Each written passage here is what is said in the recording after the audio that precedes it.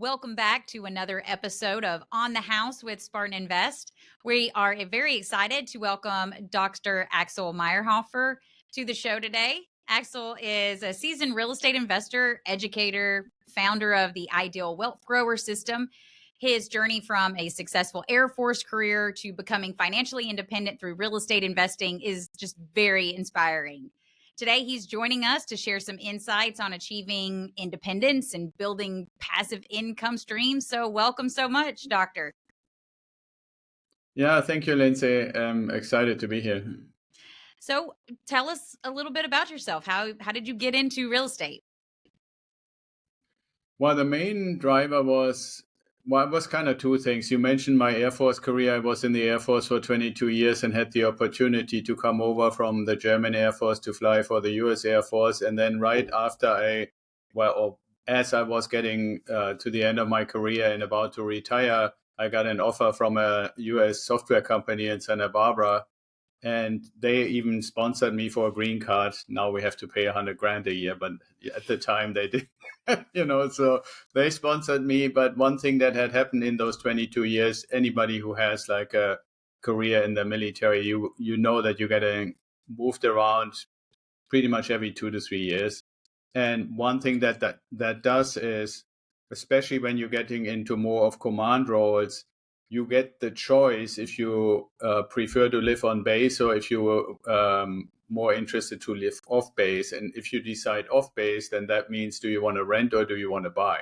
So in that sense, there was oftentimes, this kind of, okay, what do we do? And if we were to buy, would we keep it? Would we rent it? What would we do with it? And then the other thing that really transitioned from like analysis into practice was in 2005 when I started my first business. And like a year in, I realized, okay, we're making pretty good money, but these things like a military pension or money that comes through your 401k doesn't really exist in my little business. What would I do? And so I just started studying. And if you think about it, 2005 was not that far removed from the dot-com crisis, stock market crashing and stuff like that. So I was really like, okay, what alternatives are there and what do successful people do? And people always chuckle about it, but I literally found out kind of through a coincidence that another guy from like a German speaking country that had come and be successful in the United States had developed a pretty sizable residential real estate portfolio in California. Any idea who that might be? I'm not sure. Arnold Schwarzenegger. Oh, The the Terminator Terminator. actually, from all the money that he made from the movies, because he didn't make much money for the bodybuilding, but he made good money from the movies. He put a lot of that in real estate. And to me, that was like, okay, that's interesting. And then I don't know I know you're familiar with the name. Chris Closure wrote this book, Turnkey Revolution, Mm-hmm. also kind of like around that time. And so I read that, then realizing, okay, successful people invest in real estate. I thought, okay, I should look into this just for me, just for our family. But as you know, you mentioned it earlier before we record, I like to talk. So whenever somebody said, hey, what are you up to? What are you doing? What are you into? I told them about my latest search, my latest closing, my latest, everything that way. And ultimately in 2015, people said, hey, you have been doing this. Is there any way that I could do it too? Hmm. And I said, yeah, I think so. If I can do it, I come from totally normal background, nothing special. Just, you need to work your way into. Now, admittedly, at that time, I had probably 6, 7 years experience already. And then we formed Ideal Wealth Grower, and ever since have been inviting people to our mentoring program to help them, for one, to build a passive income portfolio, but also to set up a corporate structure. Because I'm personally very convinced that you should do it professionally, right? You should commit. If you really want to build a portfolio, it needs to be in a proper legal frame. It needs to be properly separated from your private stuff and from your normal work life. So that's kind of what you specialize in with Ideal Wealth Grower, is that you're bringing in clients and helping them set up these entities or companies to invest in real estate professionally. How long, or I guess let me start with how do you retain your clients? How do you reach out? Because I would completely understand they're seeing you be very successful in real estate and you're talking about it. They want to get involved. How do you get clients? How do they come to you? Well, one thing is like what we're doing right now, right? I'm on podcasts and I have my own podcast where you were a very appreciated guest, Lindsay. So people here on Apple, on Spotify, on YouTube, and places like that, me and guests that I have talking about what we're doing. The other thing is we're publishing a newsletter, we're doing social media and those kind of things. And then an important thing, and I'm sure Spartan is not that different.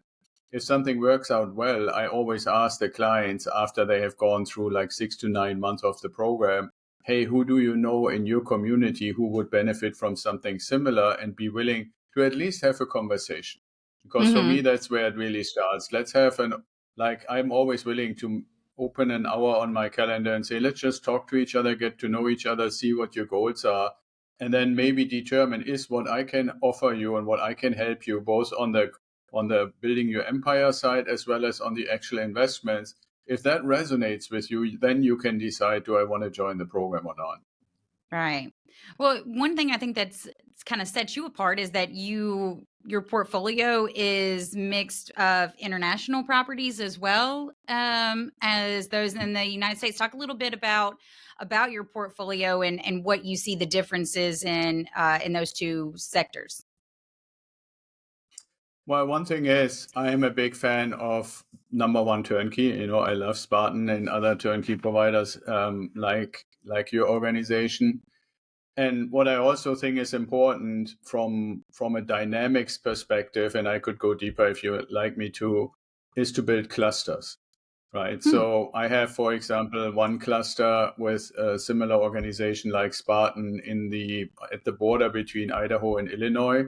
It's called the Quad Cities. It's literally 4 communities that are all kind of like straddling the border in the Mississippi River.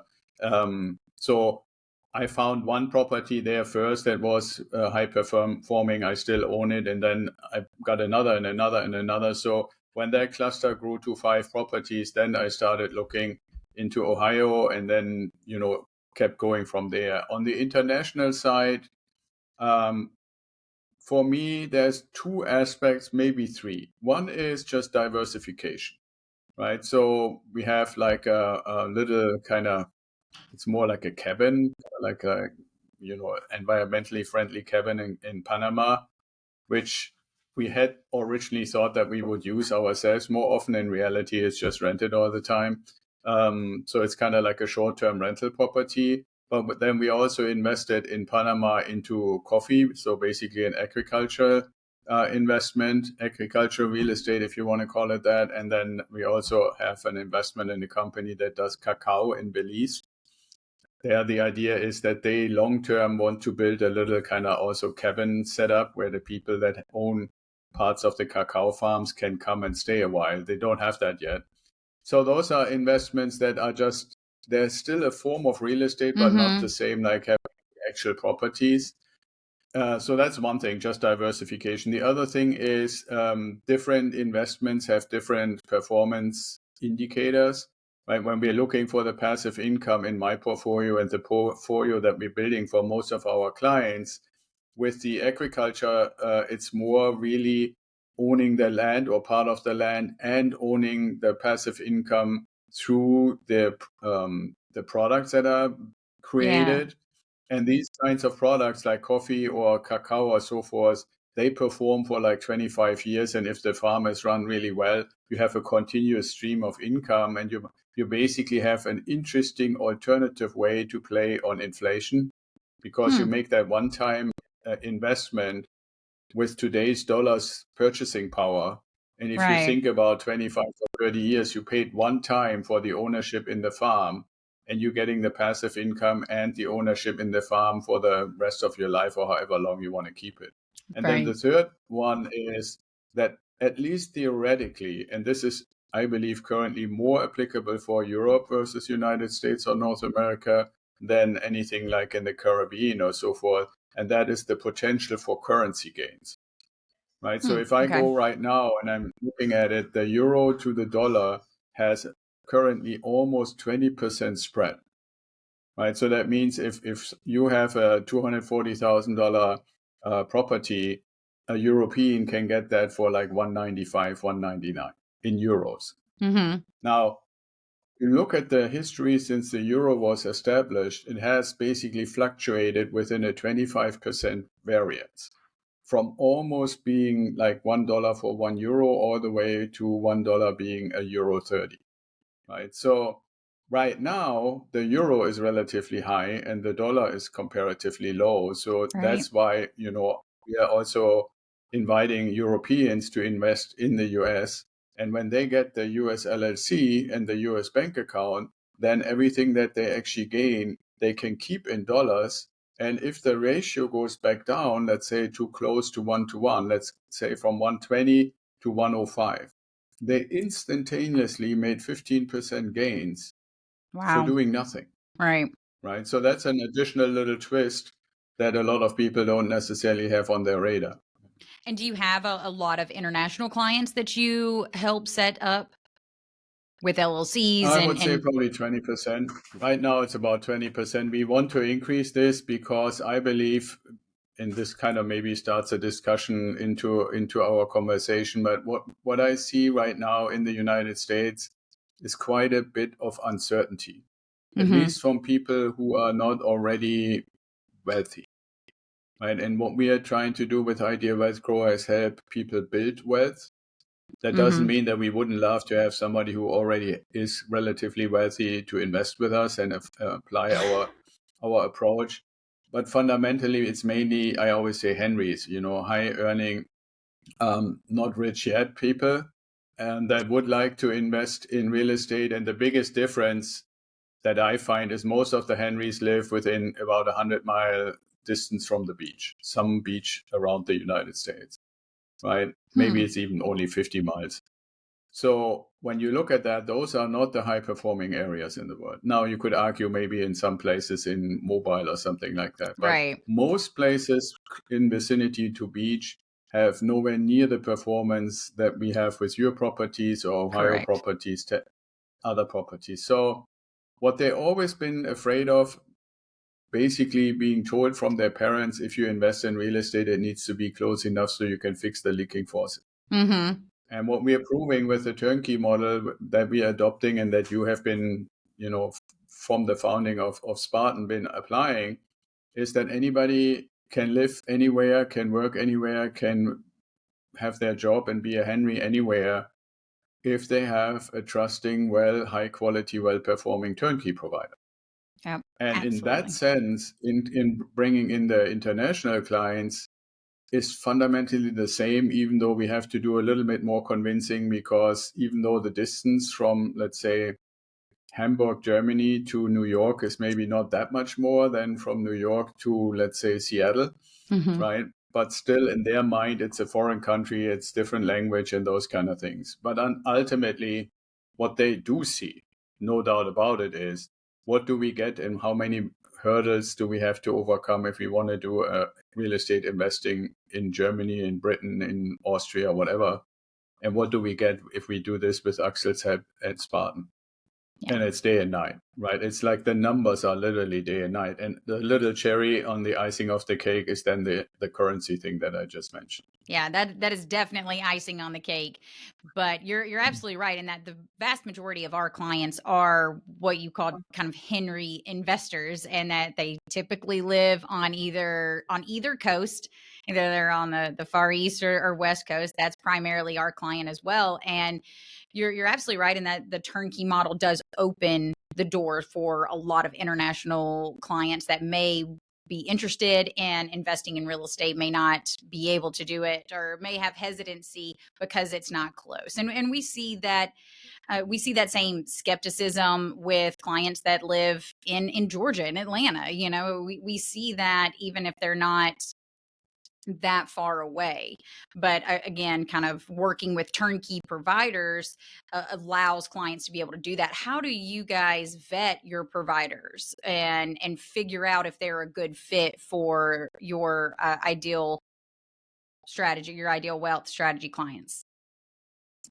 Well, the one thing, it is not just looking at a snapshot and then it's more a little bit of evidence gathering.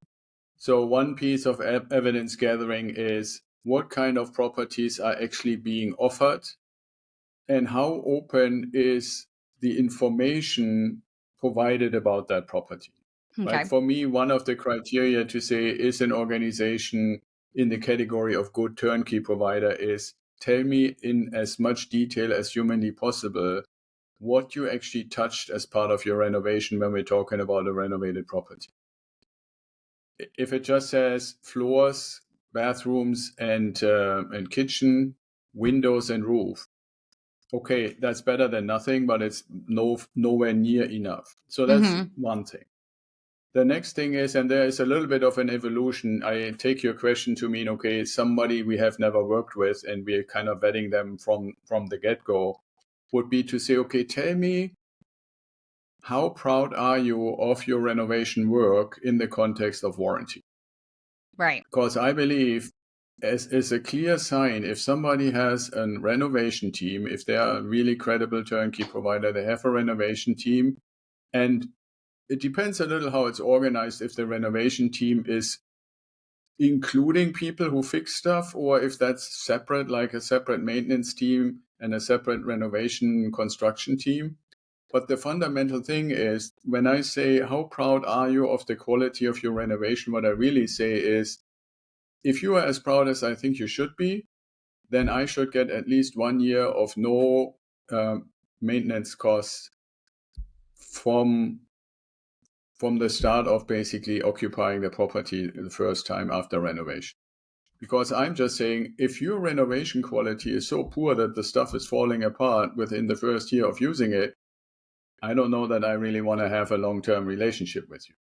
Which doesn't mean that everything is going to be perfect. It just means, okay, we are aware that we can't test everything right after a renovation finishes, because it's just not the same than a family actually living in the house. But we Mm-hmm. are proud of our work, we're doing the best we can, and we are willing to basically stand behind our product. Then the third thing is, obviously, when an expert like a inspector goes through, and I get like 175-page report with like 12 red flags and 11 yellow flags and 5 green could be considered kind of things, that would be a massive red flag for me to say, wow, Yeah.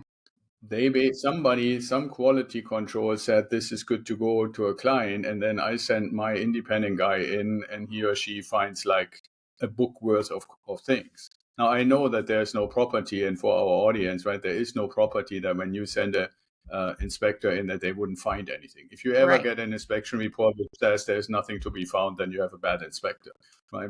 I But have said that a on the other, million times, is that if you do an inspection, like their job is to find something wrong with the property. So if you get back an inspection and it says this property is good to go and it was built in the 70s, that's a red flag. But it's right, but also exactly, but it's yeah. having to it's being able to work within the, hey, this is what they found. Is all of this cosmetic, or is this something that definitely needs to get addressed? Like if it's kind of smaller things and stuff like that. So it's hard for clients sometimes to differentiate the 200-page home inspections, and then obviously if you get the one that says nothing, then I would also recommend you run.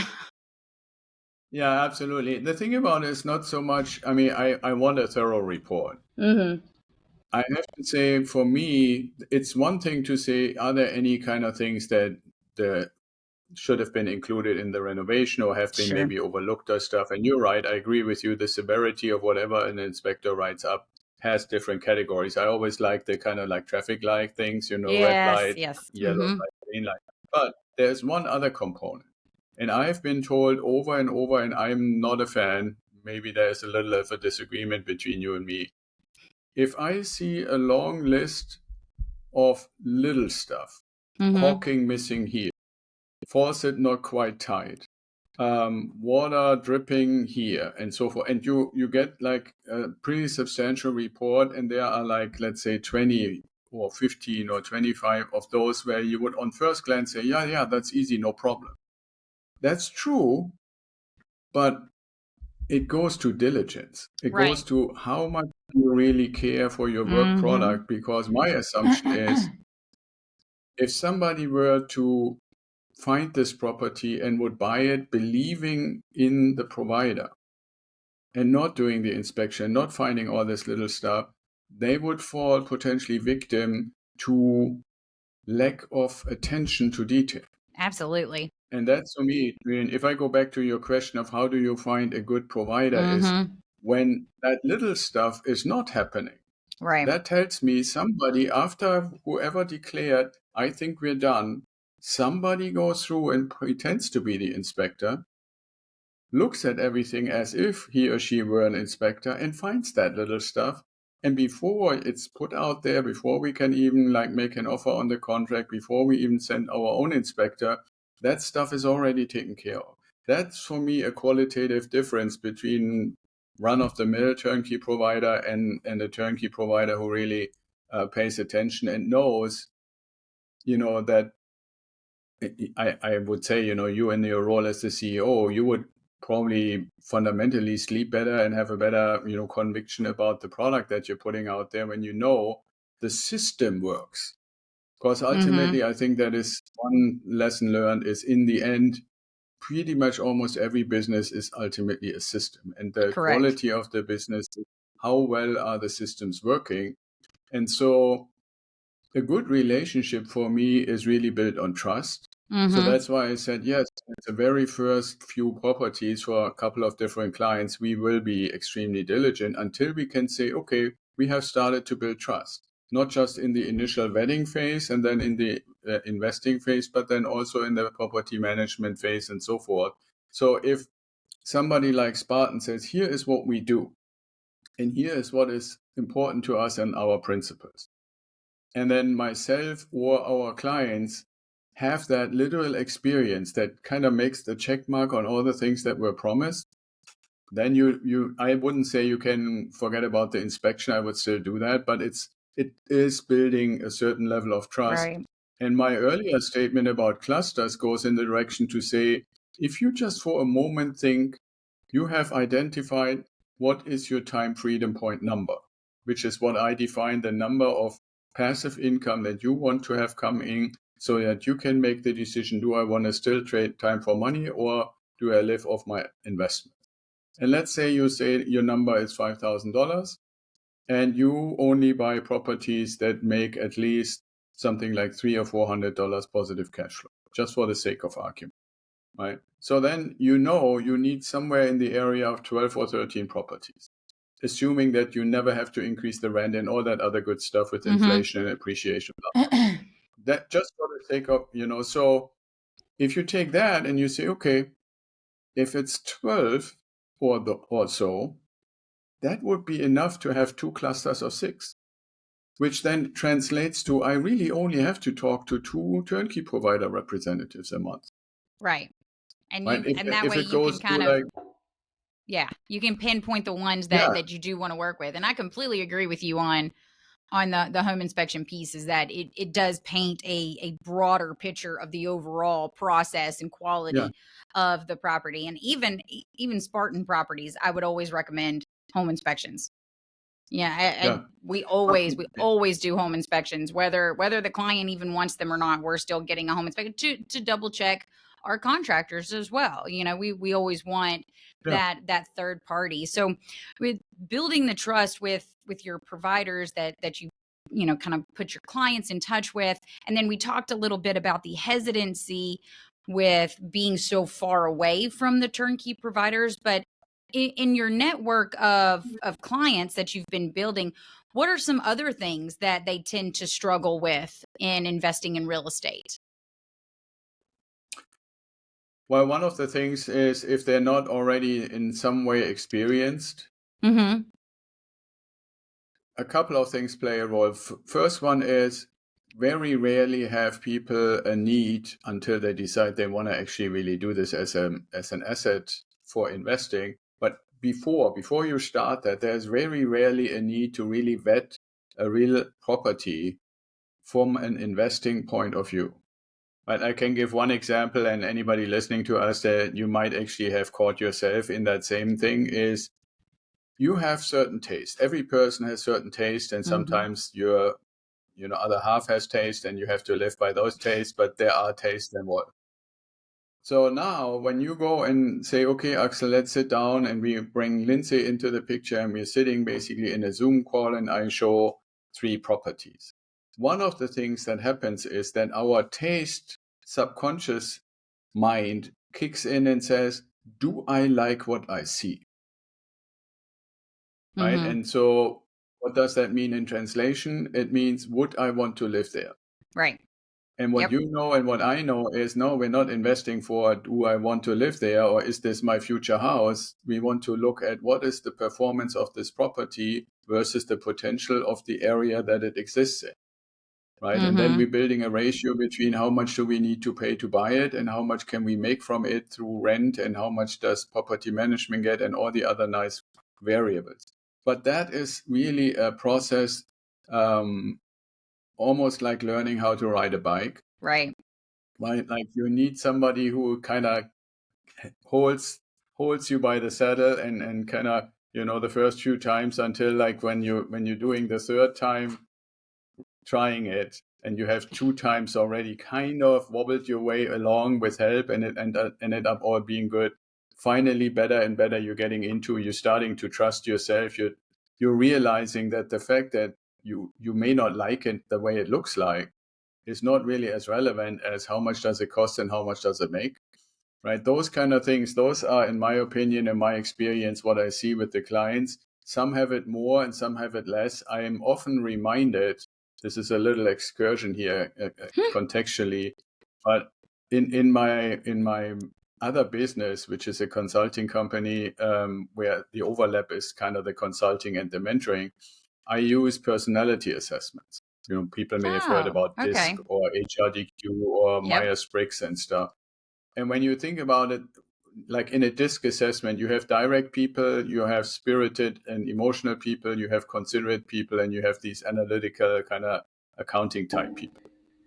And what I'm finding with our clients is, depending on what the personality is, the emotional component plays more or less of a role. I literally had a client once who wanted to desperately build a passive income portfolio, and we looked at properties in Ohio, and ultimately she said, "I know you keep telling me that I don't have to live there. I just can't get myself to buy any of these ugly ones." And from her perspective, they looked ugly. Right. and I And can totally relate that they were. But she is also a relatively spirited and emotional person. Whereas if you have a client who is quite analytical and who says, "Show me the evidence, what do I need to know?" And you show them all the evidence, and they say, "Okay, I can see why this one is a good one and this one is not such a good one." Right? So those are kind of the experiences. It's kind of funny how this sometimes translates to personality style. no, you're absolutely spot on. And we see that a lot of times with investors, is that we'll have properties with higher rate of return and higher cash flows, but it doesn't just fit the interest of the investor. They're like, you know what, I don't really like the front of it. We had one property that it was just a great house. I think it rented in 3 days. It was an awesome location, but it was red. It kind of looked like a barn. And I guess barn, maybe Alabama, it just deterred a lot of investors. It was a phenomenal property. It just took a minute to sell. It took an analytical investor to be like, okay, well, the cash flow is better and the return is better on this one. I think I'm going to go with this one. So you're absolutely spot on. And that a lot of times it's either a learning experience or it's just that, hey, if that's how you're going to decide on which properties to purchase, just make sure that the numbers are there as well. Make sure that the property is still a good overall investment, and try to take your the feelings out of it, or the taste out of it.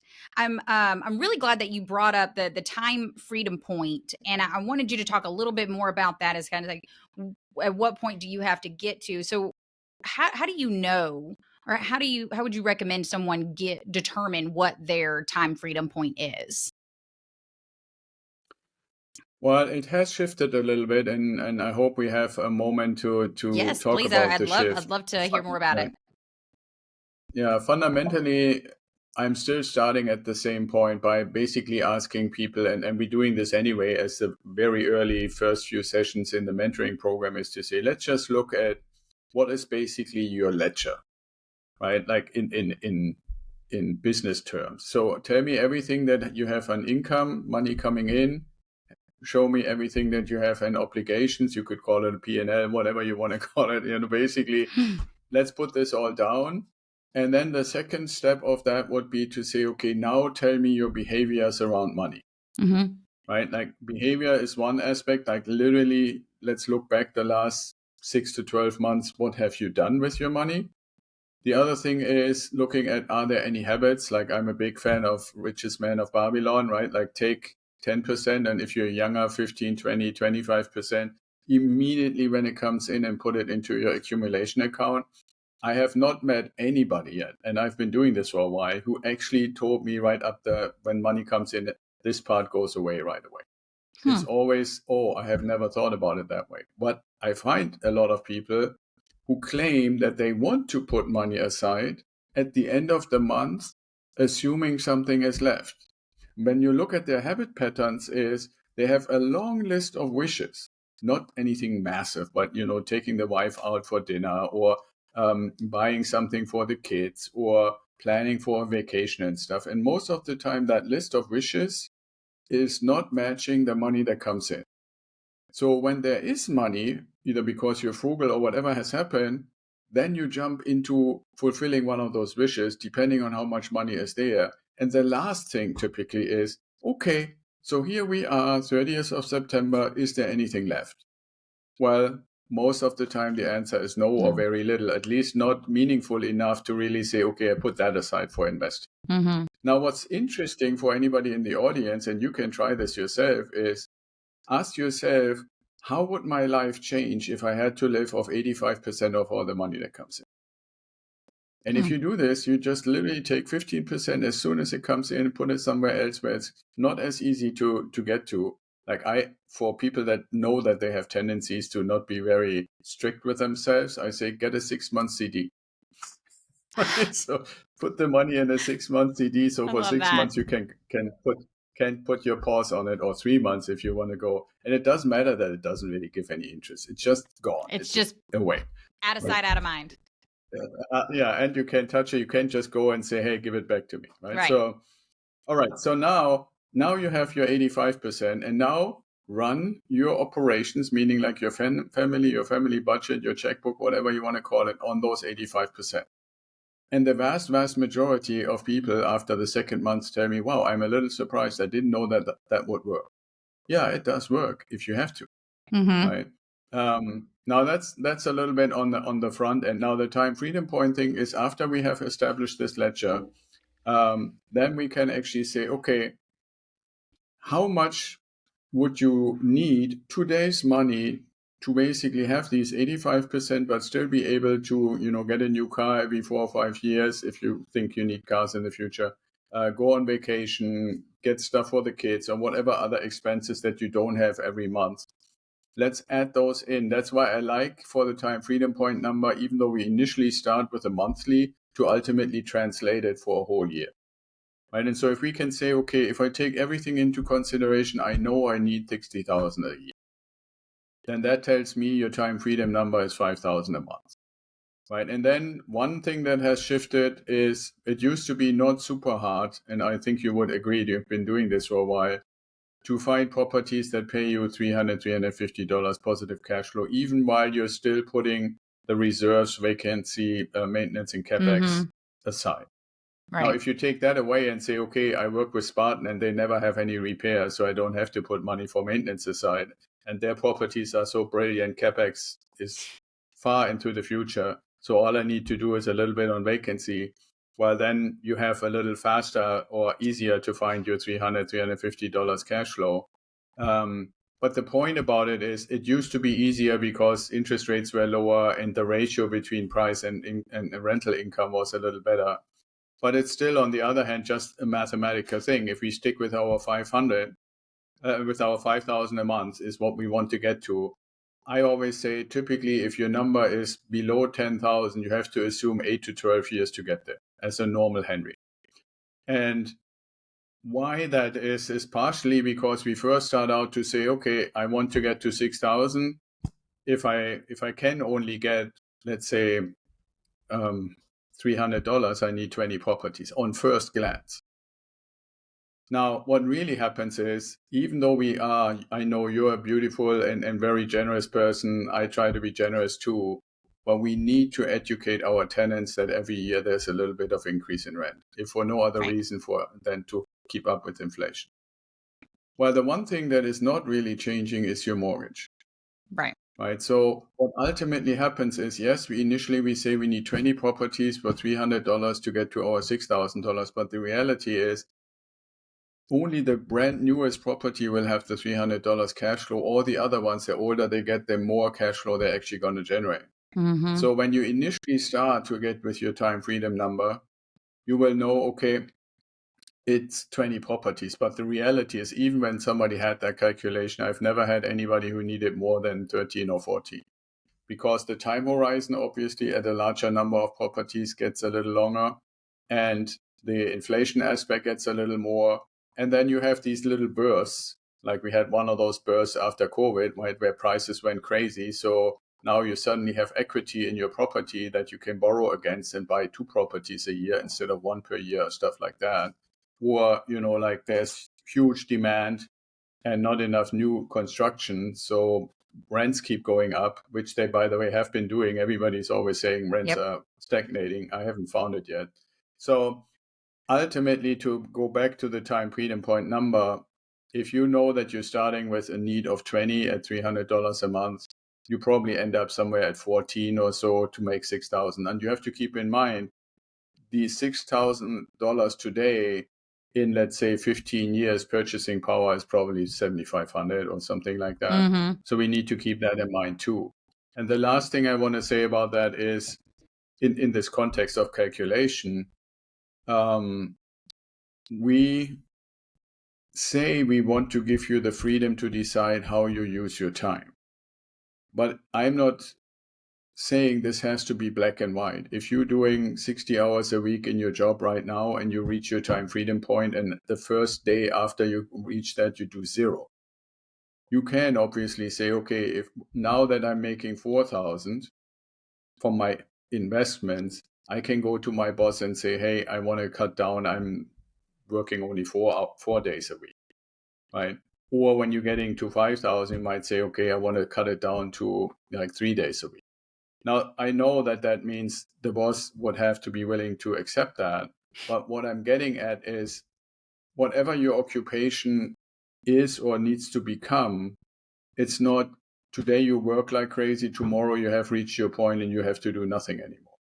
Right. So there is a gradual thing, and you can determine how much of what is quote unquote considered work you want to continue to do and how much you want to not do anymore because you don't need to, because you have this passive income. One last thing, and I want to touch on, and I would love to have a small little conversation with you about it. I said when I started this little rant about there is something shifting. And what I see shifting is related to AI. I That was think going to be what my we next are question going to for see. you.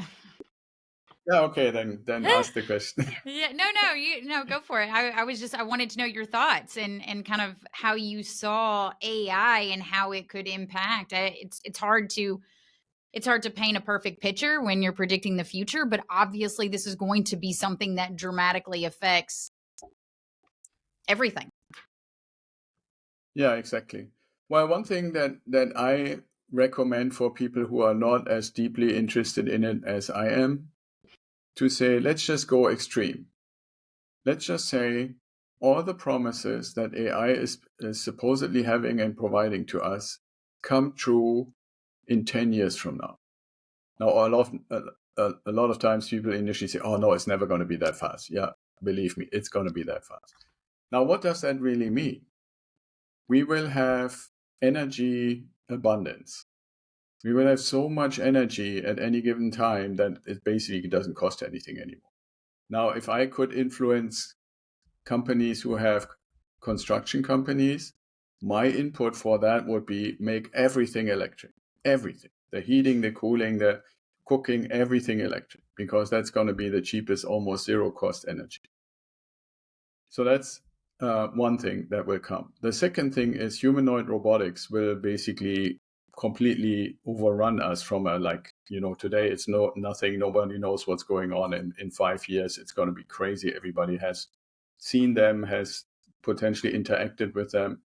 Nowadays, when you look a little bit on the economic side, you hear the complaint that there are not enough people to fill the low-paying jobs. Well, that's all going to be robotics. But Yep. a lot of people don't see that a lot of what's called white-collar jobs will also be robotics. Right? We have paralegals right now that are basically reviewing contract data before the actual case lawyer goes to court. A robot can do this way better, way faster, way more diligent. And on the side, maybe not quite now, but in the next 2 to 3 years, it will also be able to do what you and I and most other people have always said. The people who can afford the best lawyers rarely get convicted. Why? Because they can have an army of paralegals go through all the case law, which is actually a thing that it really only exists in what's called the Commonwealth and the United States, because the law, I don't want to go on a rant, but what most people don't understand, most of the rest of the world has laws that say, if you do this, here is the punishment. If you do that, here is the punishment. The Commonwealth, what used to be the Commonwealth and the United States, adopted something that's called common law.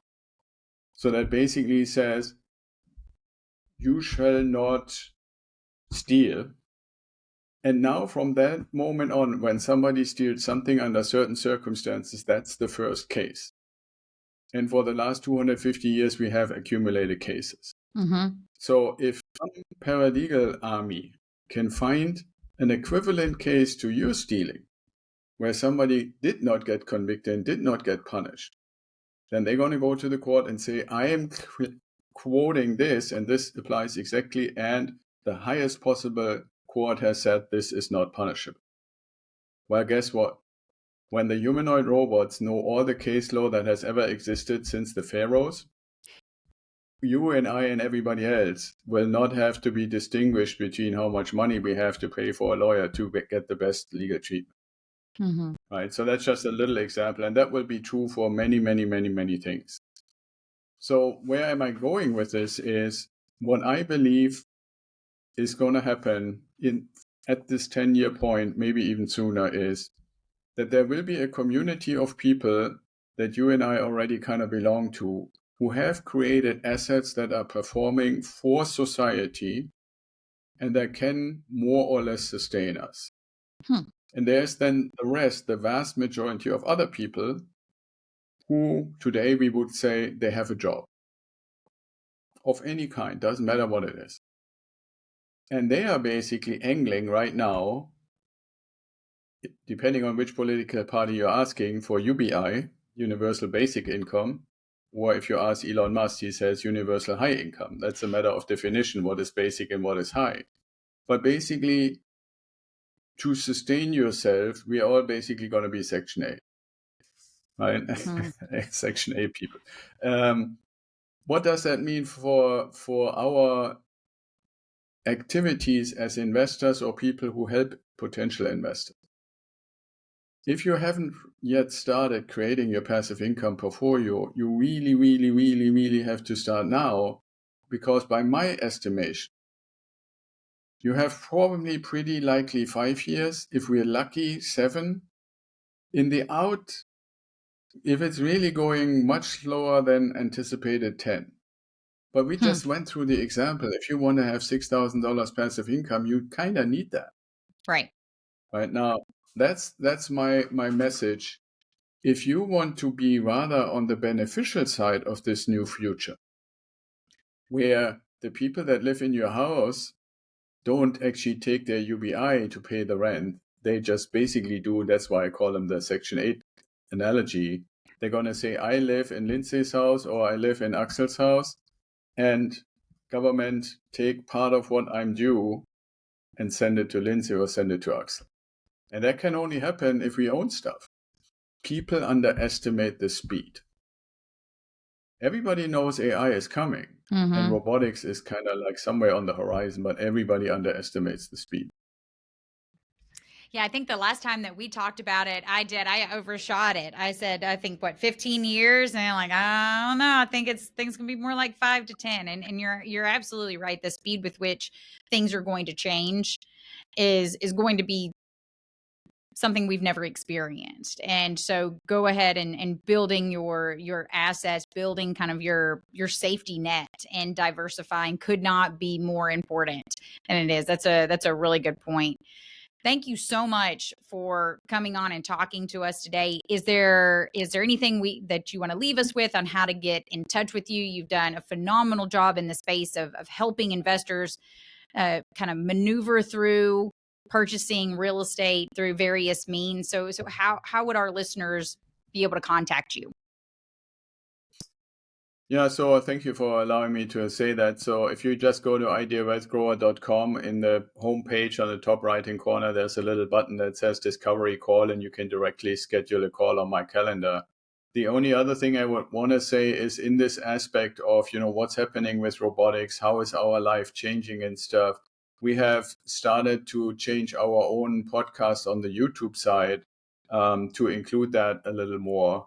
Hmm. So if you go to Ideal Wealth Grower on YouTube, you will see more and more episodes. We have like 6 or 7 now, where I'm interviewing people who are more in this technology space to get a little more inclusive and broader perspective on what are all the things, how is labor affected? How is transportation? Would you even own a car? If you can get from A to B for 10 cents a mile, would you really want to spend $50,000 on a car?